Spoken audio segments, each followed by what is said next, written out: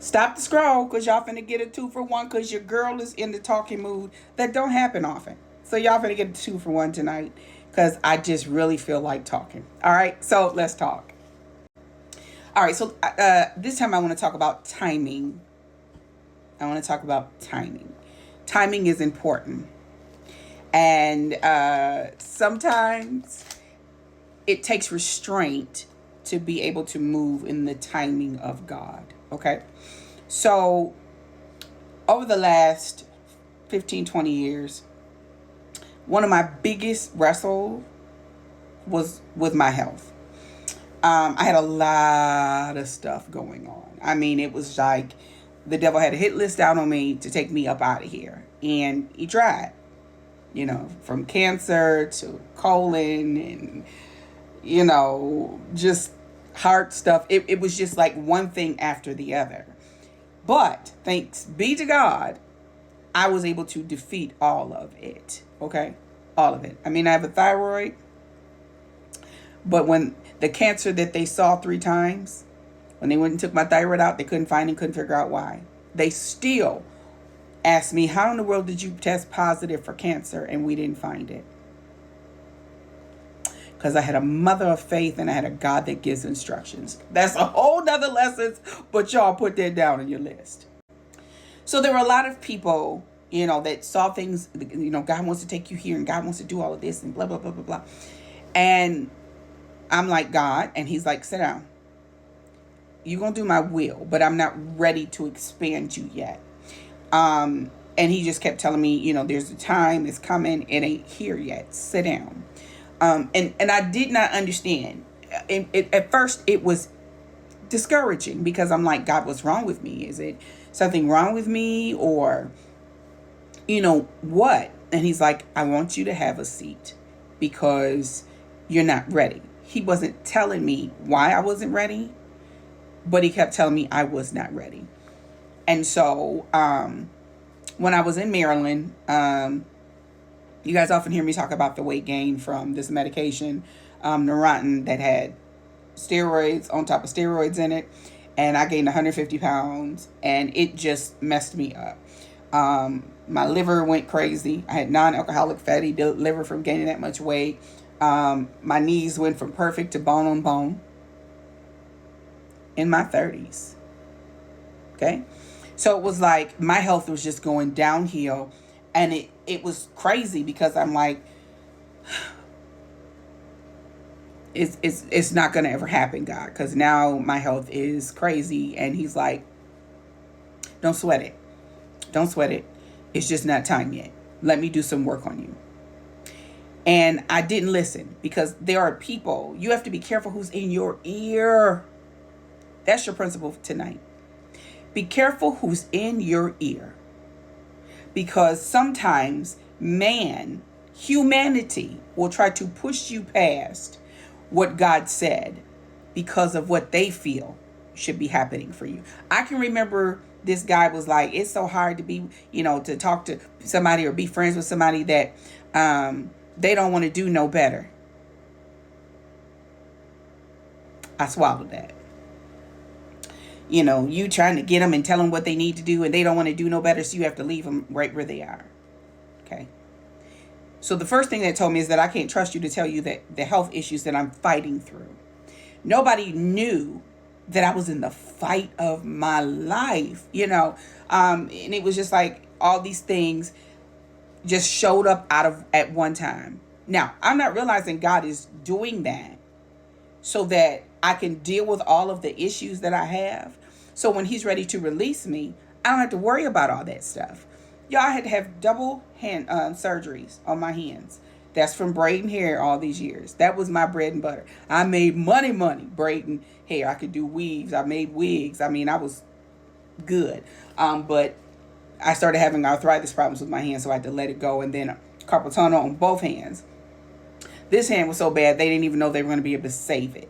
That was becoming devastating to me because, I'm like, well, I can't lose my hand, Jesus. I got enough problems. And so, but I had to wrestle through what I knew against what people said.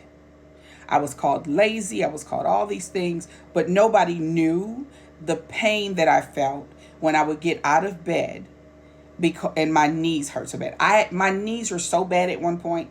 My bed is really high up in the air, and so I have to run and jump up on my bed because it was that high. But that was the only way that I could get up in the morning and not be in pain, because having to push up was hurting my knees until they started working on my knees.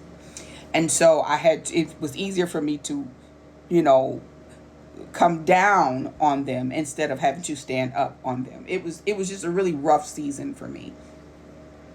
And when God started telling me, almost, it ain't time yet, but you close. I was itching, and people like, it's time, it's time. God said it's time. And God saying, no, it's not time. I'm going to tell y'all what happened. This is what happens when you listen to people, but you don't listen to God. So let's see. Last year, the beginning of last year, I'm like, okay, I'm finna start a nonprofit. So I jump up, go get the stuff together. And God's saying, don't do that. I ain't tell you to do that. And people like, Chanel, going after your dreams. And God said, just lying on God, just lying. God's telling me no. So I done went and spent all of this money. And then I ended up with AFib and congestive heart failure. And guess who couldn't do nothing with it? Guess who spent all of that money? And then guess what them people that pushed me out did?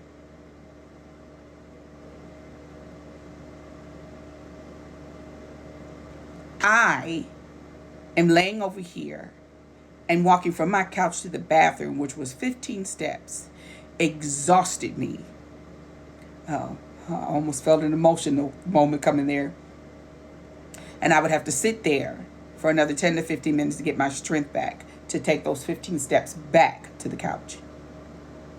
Now, God brought it to the surface because I didn't know that was going on. But that had to be done. He needed to bring all this stuff to the surface so it could be dealt with. Here's a principle for you. Sometimes God will bring it up. It's like the milk, like when you are making butter, right? You're churning it and the stuff rises to the top, right? And you scoop it off. God will do that in your life when he's making you and he's getting you prepared to do something great for God. He'll start poking and churning and doing stuff and bringing stuff to the surface so that you can deal with it, because you don't want to wait till you start doing what you're doing and you're doing great things and now all this stuff is bubbling to the top that you didn't give God the chance to deal with. And so what I want to say to y'all is this: it is better to follow God than to follow man. I thank God for my leader. I'm not going to say who my leader is, but I thank God for my leader, because he heard God and he kept saying, not yet. God's hiding you. Not yet. It ain't time. Not yet. And I'm getting flustered like, but when is it ever going to happen? But it wasn't time yet. And God saw. Do y'all know all of the things that I could have done? And the following people are like, Chanel, just as soon as you say, as soon as you drop, as soon as you do, we following, right? All the people that would have followed me, but I wasn't healthy enough to steward it. Oh. My question to you then, are you healthy enough to steward what it is that you say you want? Damn. On it. Sorry, that thing was good. I need to sit in that for a second. So, my leadership moment to you tonight is be okay in the moments that God says, wait, because there's a reason behind it. Now, guys, this is the healthiest season that I have ever had in the last 20, my son will be 28 years. My doctor was like, your labs is great. Now, do I go through little stuff? Yes. It's not sickness. Sorry, something is in my eye. It's not sickness. It's just my body now making the adjustments to the new changes that I've made. So tonight, be okay for the no, because God knows what you don't. And I promise you, when it's time, he'll release you and let you free. And you'll be glad he waited.